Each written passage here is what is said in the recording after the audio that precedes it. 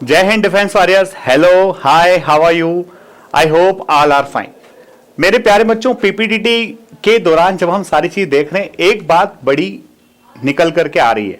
वो ये है कि आप स्टोरीज तो बहुत अच्छे से लिख पा रहे हो, आप अपने थॉट्स को बहुत अच्छा फ्रेम कर पा रहे हो, पर द प्रॉब्लम इज कि बच्चे जो है वो कहीं ना कहीं कम्युनिकेशन में मात खा रहे हैं, या तो वो नरेशन में उलझ रहे हैं या फिर वो ग्रुप डिस्कशन में परफॉर्म नहीं कर पा रहे। I request all of you मेरे प्यारे बच्चों, आप सारे बच्चे पीपीटीटी की खूब प्रैक्टिस कीजिए, बढ़िया से अच्छे अच्छे पिक्चर्स देख करके उन पिक्चर्स के अराउंड अपने थॉट्स को बढ़िया फ्रेम कीजिए। और हर आदमी के पास आज की तारीख में मोबाइल है, आप खुद ही अपने घर पर अपने कमरे पे अपना जो नरेशन है उसका वीडियो बनाइए, अपने रूम पार्टनर की मदद लीजिए और खुद ही उस वीडियो को देखिए।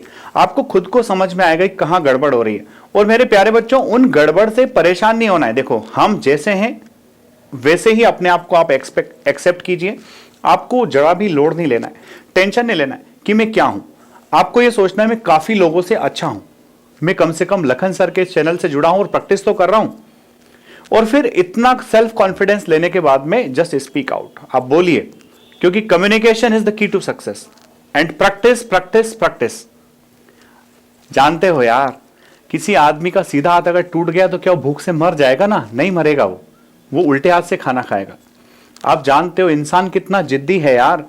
जंगल के राजा शेर को सर्कस में डांस करा देता है, और क्या चाहिए? छोटी सी बात है, narration, you can do, you can make it. आइए आज की स्टोरी पर। देखो, इसमें दो लोग दिख रहे हैं। अब ध्यान से समझना मेरे बच्चों, थोड़े से प्लांट्स वांट्स भी दिख रहे हैं। ये जो जिनकी एज ज्यादा है उनके कंधे पे जिसकी एज कम है वो हाथ रखे हैं, ठीक है। अब हमारी स्टोरी का प्लॉट ऐसा ही है, कुछ ना कुछ तो बताना पड़ेगा। हालांकि हमारी हिंदू संस्कृति में ऐसा होता नहीं है कि छोटा आदमी बड़े के कंधे पे हाथ रखे, पर ठीक है ना, उसने रखा, वो बताया है तो क्या करें। हो सकता है बादशाह परेशानी में हो और ये हीरो आपका उनकी परेशानी सुलझा दे।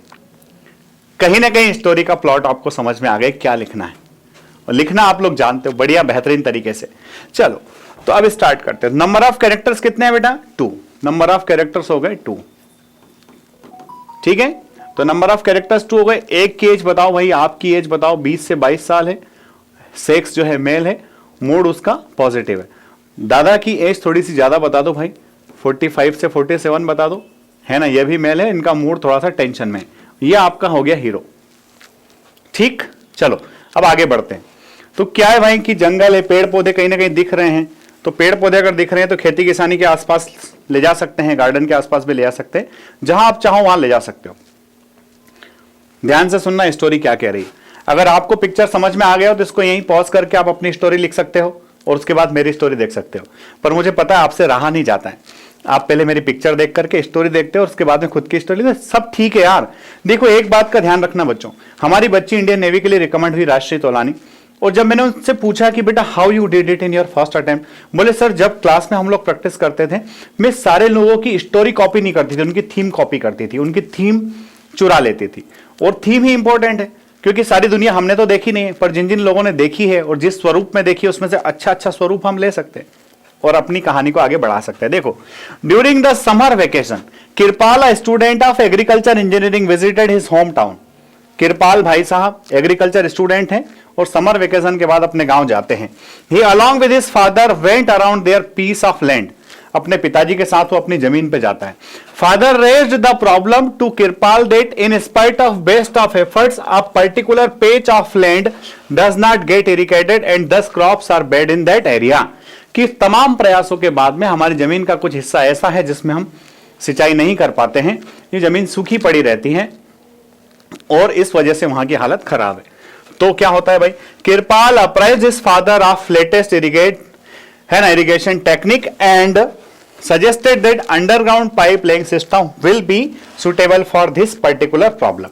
तो किरपाल ने कहा, हालांकि देखो किरपाल अब चूंकि हीरो से एक्शन कराना है, ठीक है ना यार, कुछ ना कुछ तो कराना पड़ेगा, अदरवाइज क्या है, खेती किसानी पिताजी करते थे, किरपाल से ज्यादा पिताजी को पता है। पर चूंकि अपना हीरो किरपाल है, आप स्वयं हीरो हो, तो अब आगे तो ले जाना पड़ेगा। तो ठीक है, किरपाल ने क्या कहा कि अंडरग्राउंड सिस्टम जो है वो ज्यादा बेहतर होगा, ठीक है। Father asked for working out details, पिताजी ने कहा भाई कि डिटेल्स पर काम करो।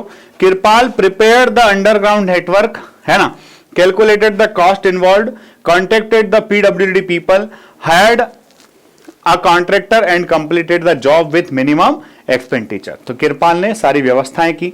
अब व्यवस्थाएं क्या क्या करनी पड़ती है ये देखना पड़ता है कि भाई जो खुदाई करेगा वो कौन करेगा, तो उसके लिए कॉन्ट्रैक्टर देख लिया, पाइप कहां से खरीदना है उस शॉपकीपर से पाइप के रेट्स ले लिए। वो काम जो है ऐसे ही, अंडरग्राउंड पाइप अगर आपको डालना है तो उसमें ये सारे काम। तो उसने मिनिमम एक्सपेंडिचर में वो सारी व्यवस्थाएं कर दी और पिताजी तो खुश होने ही थे, पिताजी खुश हो गए। और वहां जो उस लैंड में प्रॉब्लम था, इरिगेशन जहां प्रॉपर नहीं हो पा रहा था, वो इरिगेशन अब होने लगा है। तो प्यारे बच्चों, इसी तरह से आप भी अच्छे अच्छे स्टोरीज लिखते रहिए, चैनल से जुड़ते रहिए। जल्द ही मैं एसआरटीज के वीडियोस भी लेकर के आ रहा हूं। ग्रुप प्लानिंग एक्सरसाइज के कुछ वीडियोस मुझे डालना ड्यू है, वो मैं जल्द ही डालने वाला हूं।